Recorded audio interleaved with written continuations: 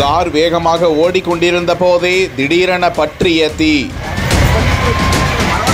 உயிரை கையில் பிடித்துக்கொண்டு இறங்கி ஓடிய ஓட்டுநர். அணைக்க முடியாமல் அதிர்ச்சியில் பார்த்து சென்ற வாகன ஓட்டிகள்.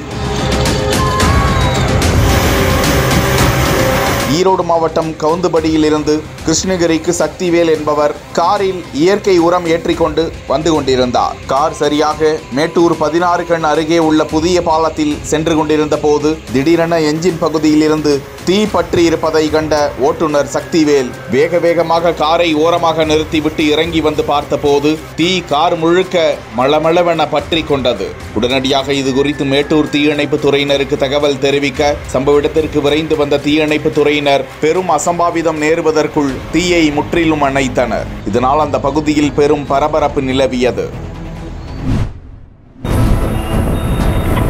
பாலச்சாலையில் ஆளை காலி பண்ணிய மழை ஈரப்பதம்.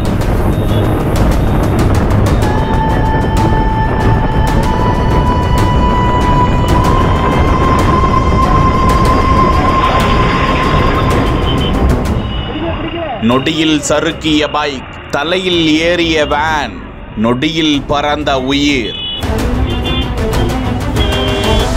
ஐயோ, எங்க வாழ்க்கையே போச்சே என அலறும் குடும்பம். வெளியான பதைக்க வைக்கும் சிசிடிவி காட்சி.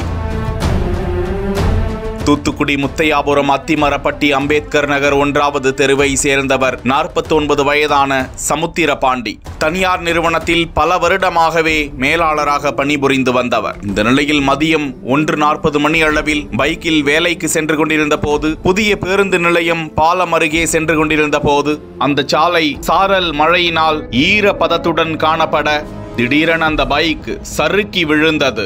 அந்த கணம் முன்னேறி செல்ல முயன்ற மினி வேன் ஒன்று அவர் மீது கடந்து சென்றது.